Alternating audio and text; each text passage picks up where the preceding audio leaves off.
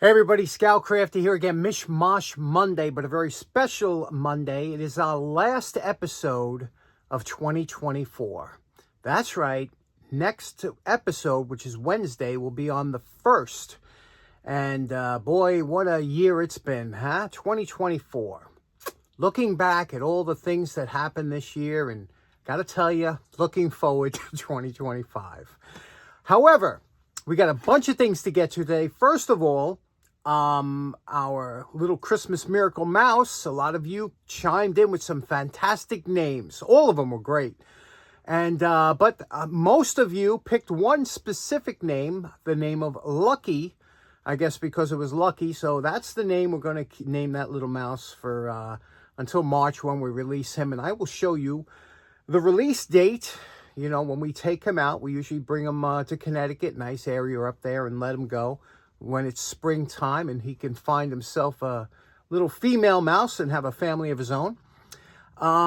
We have a bunch of things. It's really going to be a mosh today. So first thing, I have to go in the attic later, but I want to show you something. Got a nice package in the mail. Let's get started with that right now. Okay, like I said, that package contained a little care package from my good friend Scott Doerger.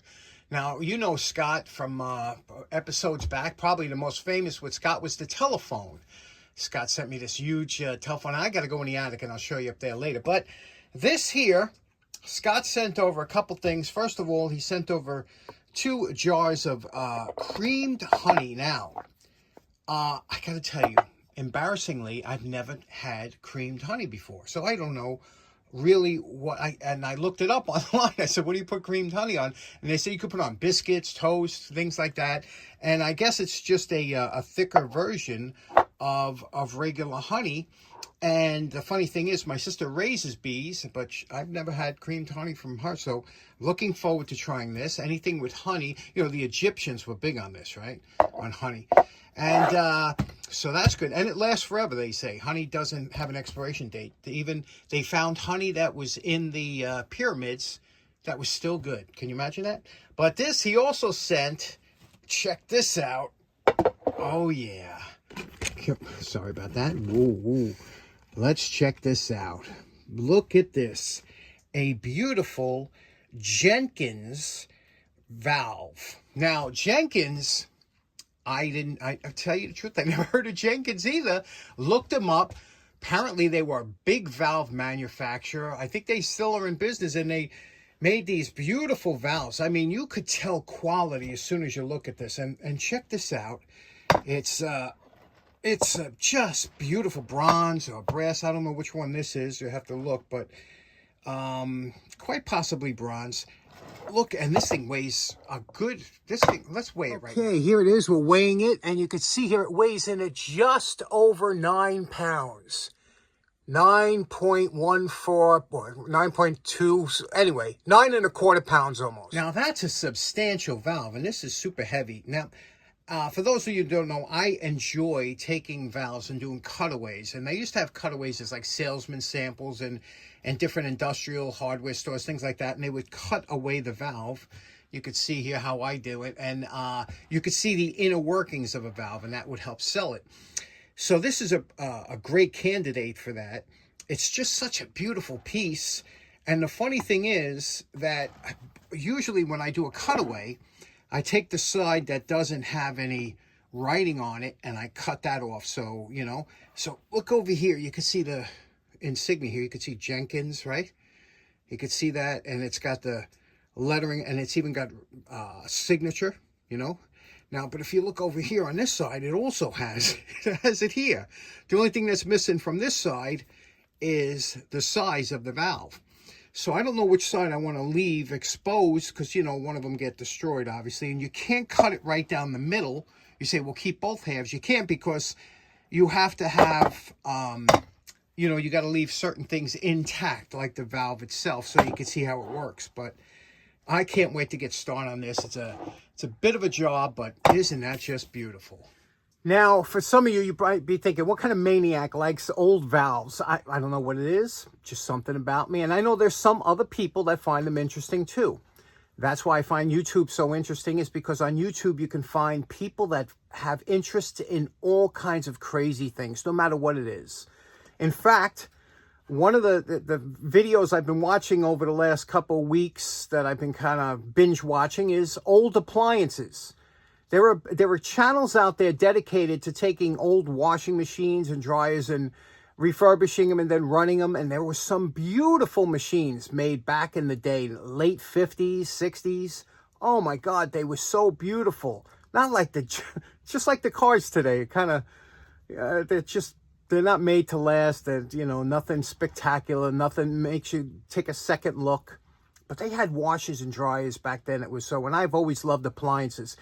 The other day on my poor man's flea market walk, I saw an appliance thrown out that just made me tickled pink. And what it was a commercial coin-operated dryer. Now, though dryers are very little mechanical parts that can go wrong, and it's very easily fixable dryers. Washing machines, not so much, but dryers are. And this thing could have been it was in decent shape, could have been fixed, I'm sure. But it was in the garbage, and what am I going to do? I already have a dryer and 3 washing machines down here. I have an antique washing machines that were my grandmother's. I still have a ringer style under the steps, but I don't use that, but I will one day. But interesting stuff, and it's always great to see hobbies that people are interested in. That's why when I go walking, especially after a flood storm or something like that, and when I see things thrown out in the garbage, how many times I see a set washer and dryer thrown out, and it kills me because one of them still work. That people replace them in sets for some reason, but if you see a washer and a dryer in the garbage, I can guarantee you one of them works fine, but the other one went bad, so they replaced both. And it drives me nuts, right? But anyway, like I said, we got to go upstairs, check out a couple things. Let's go up and see what's going on up there. Everybody's favorite, the attic.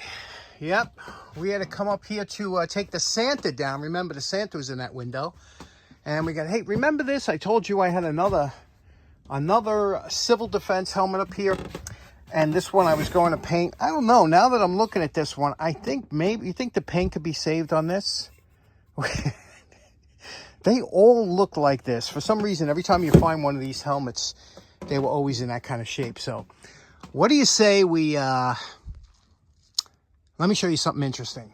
Now, you remember last week we did the UV light, which is really nice. I'm telling you, a lot of you want to get one of these. But under here, I have a bunch of fluorescent minerals, and I was into rock hounding, which is collecting rocks and stuff. But let me show you, for some that didn't see it, the fluorescent minerals under that black light. Okay, so here are some fluorescent minerals. You would not know, if you would step right over these in the field if you saw them. But under black light, they excite the minerals in the rock. And let me show you what they look like underneath the black light. I'm going to shut the lights off. Okay, the lights are out. Now, this is the flashlight that I was showing you. Now, notice how it excites some of, like that one over there. Look at that. That rock is excited. This is a UVA light. Now, it'll show up some of the particles, but not like a UVC, which I'm going to show you. Okay, this is the UVC light. You can't really see it here, but watch what happens here. Look at that. Look how this is how insects see certain colors, you see? You see what it does here? Look here. Look at how it makes all these, this one turns red, this rock. This one here turns green, looks like, look at that, huh? Now, when I turn the lights on, the regular lights, you'd never see these colors. Look at the speckles in there. Very interesting, right? But especially that. That looks like it's like ready to burn you, like it's on fire. Let me show you with just the regular lights on. There's the regular lights. You see? You wouldn't even know it. You wouldn't even know how beautiful these things are under UV light, right? So isn't that amazing? Here's something interesting. Bowling pins. I don't know if you've ever, a lot of people have never touched a bowling pin because you see them down lane. They look kind of small. They're quite big and heavy, very heavy. They're made from a wood. You see the wood core in there? That has like a polyurethane or plastic type coating. And they have to be very durable because think about how the beating they take and they hold up. So this is incredible plastic. I've always been amazed by how they hold up. But what's interesting about this particular pin here is they used to have something called night bowling, where they would light up the alleys with UV light, and it would make the pins really stand out. Let me show you what that looks like using this and the UV light, the flashlight. Okay, now they would have the lights out in the bowling alley, and then they'd turn on the UV light, and you see how the pin really stands out there? And I'll show you, I'll push it. If I put the light on it, you can really see it pop, but it stands out like unbelievable. But it don't take much UV light to really make those. And at the end of the alley, it really was interesting. You could see all them pins, and they used to have balls that also had a coating on it. You could see the ball going down too. Pretty interesting. Now this is where you might remember Scott from. Oh, that might be him now. Hello? Next up, I found something interesting up here while I was looking for what I came up for. And have you ever seen this before? This is a cresoline. You can see here it says cresoline, and then it says vapo. See that? And then underneath here it says use kerosene. Okay, so what this was you would light this up. It's missing the small white globe that used to be here, but you would light this up and it would heat up here. You see this? It would heat up this tin, and you would put, I guess it was like aromatherapy. You would put different kind of oils and it would smell. This is from the late 1800s, I believe. Very interesting, right? Have you seen one of these before? Pretty cool. All the stuff up here that God only knows where it came from. Here are a couple more of those reflector heaters that I have up here. Remember, I did this one on the channel. I just made it into a lamp. I had some interesting LED bulbs that would go in there just as a... but that one was nice paste. This one here is Art Deco. Didn't touch this one yet. Still has the original heater core in. You could see here, right? Mirrored reflector. That would be a nice project. Okay, next up, just a bit of information. Good friend of the show by the name of Dodger3748 said that the Frozen Tool Swap Meet will be held on the 4th of January in Bethany, Connecticut. So if anybody's in the area, if you're itching for a show, and the weather's not too bad, head over there. It's an indoor show, and I think you'll enjoy that. So thanks very much for letting us know about that, Dodger. And in closing, we were all over the place today. We covered a lot of stuff. Special thanks to Scott Doerger for that awesome valve and that honey. But I will see what we're going to do with that valve and how we're going to cut it. I just have to think about it a little bit. I want to do a really nice job on that one. And also, I'd like to thank you very much for spending your last year with me on 2024. And we're looking forward to 2025. We got a bunch of projects planned. On January 1st, New Year's Day, which is Wednesday, we will have the remnants. I have a little show planned for the, you know, Ken is doing his New Year's Eve lantern light up, which we do every year and have been doing for the last six years or so. And I have a special one planned for this year. I'm going to go with a propane, a whole different style of lantern.